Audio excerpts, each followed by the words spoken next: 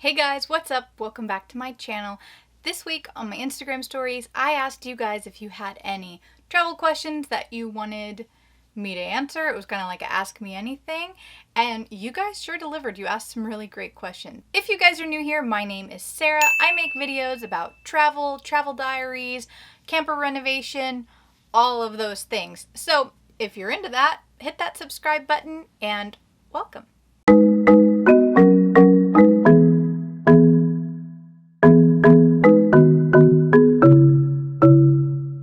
So I've got all the questions that you guys asked me on my telephone, and I am going to pick the best ones and answer them. The first question that I got is from Melissa Lane. It says, tips for experiencing authentic local life. For example, less touristy experiences. I really like this question because I feel like there's a time and a place for a touristy thing. Like if you're going to a national park and there's a particular hike that everyone does, like there's kind of no getting away from that. But as far as going to different cities and finding things that the locals do, a really good spot that I've found for this is TripAdvisor. A lot of times people will leave their own recommendations, as well as, just looking at Google Maps. A lot of times I find the best places based on where I'm sleeping. And the campgrounds that we stay at, aren't necessarily in the most touristy part of town. So I really like utilizing Google reviews and TripAdvisor reviews and things like that to kind of steer away from the mainstream things. Another great resource that I always like to use are people's blogs, and I usually end up finding these by using Pinterest. So I'll type in keywords like, where do locals go in Budapest? Or non-touristy restaurant in Cancun. Things like that. You just kind of have to be creative with your search words. Question number 2, and I had to laugh at this one because it says, how to get your spouse to take some pics with you in them. I feel your struggle. So, I don't know if you guys have seen my video on how to take travel photos by yourself. I will link it down below. It's a good one. And I kind of go over all about how I get my travel pictures because my husband actually hates taking my photo, which is really inconvenient when I'm trying to create content around travel.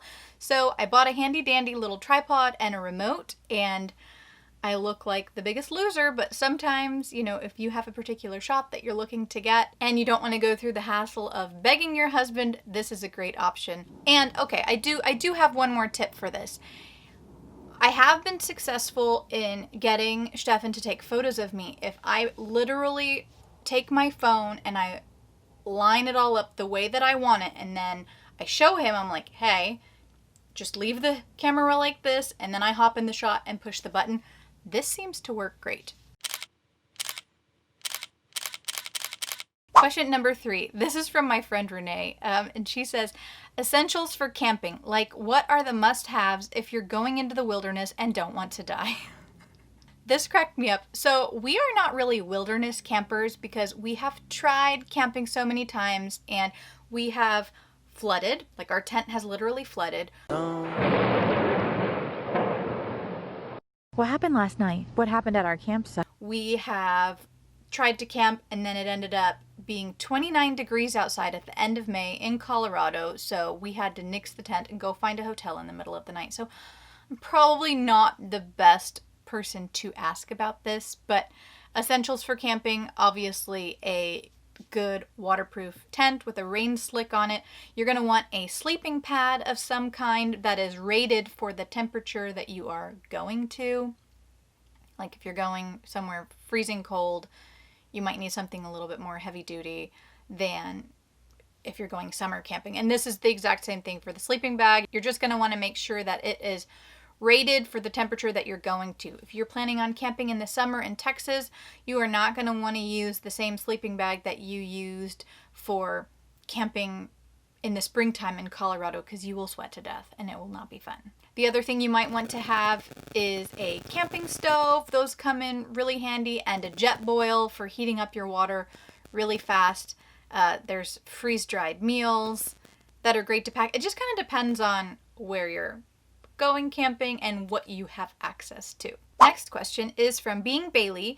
Top 5 places you want to visit in your country and out of the country. Okay, so top 5 places that I want to visit. within the United States are Zion National Park. I would love to go to Hawaii. I want to go to Alaska. I want to go to Montana and places there. Like, I literally want to go everywhere. Also, the San Juan Islands up in Washington. I have been there before, but I would love to go back and spend a little bit more time there. It was so beautiful. And then the top 5 places that I want to visit outside of the country. This honestly changes all the time, but a place that's always been on my list is Greece. I would love to go to Santorini and see the beautiful white houses with the blue roofs. That's always been on my list. Ireland is a place that has always been on my list. Morocco, I would really love to see. Recently, I've really been wanting to go to Kenya, to Africa. It's a place that, sorry, maybe I'm naive here, but I've always been kind of scared to go visit just because I don't know enough about it.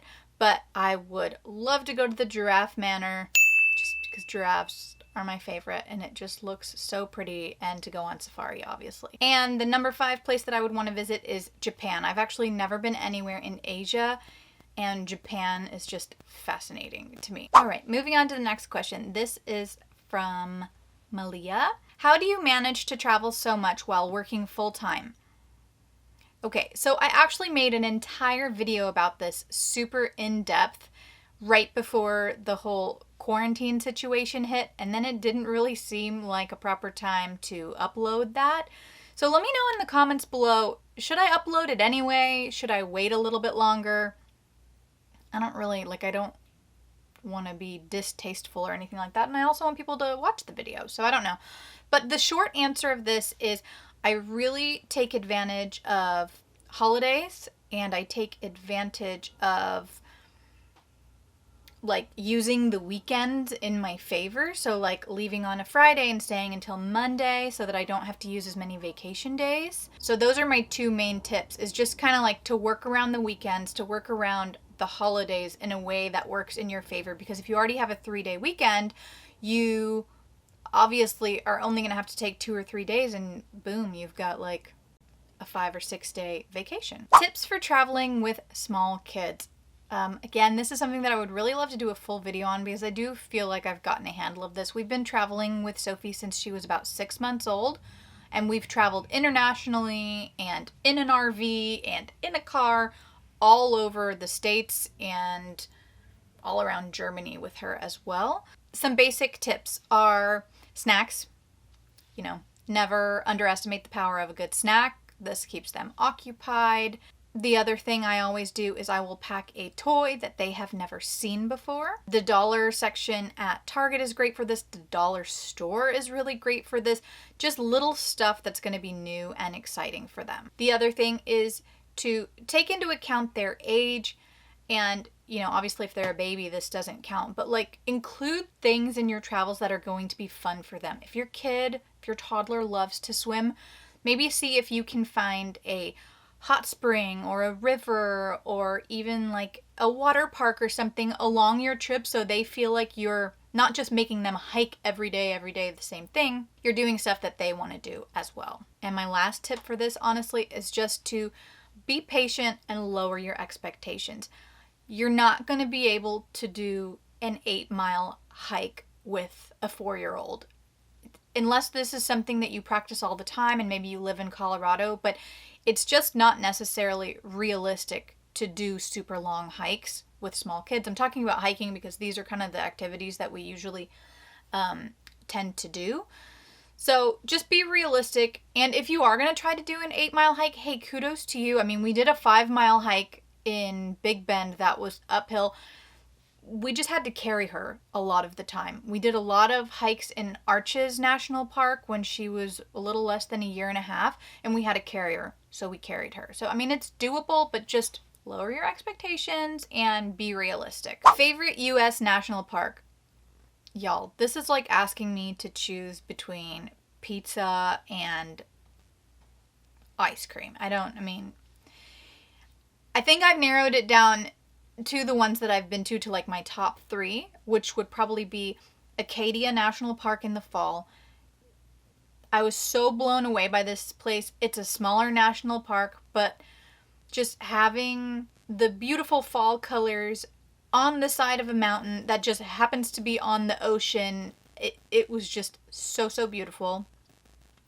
Number 2 is Big Bend National Park in Texas. Again, blew me away, exceeded all of my expectations. I just think that I could go back and back every year and do something new just because of how big it is. Like, we literally only did 3 hikes while we were there, and we were there for a long weekend just because of how long it took to drive from point A to point B.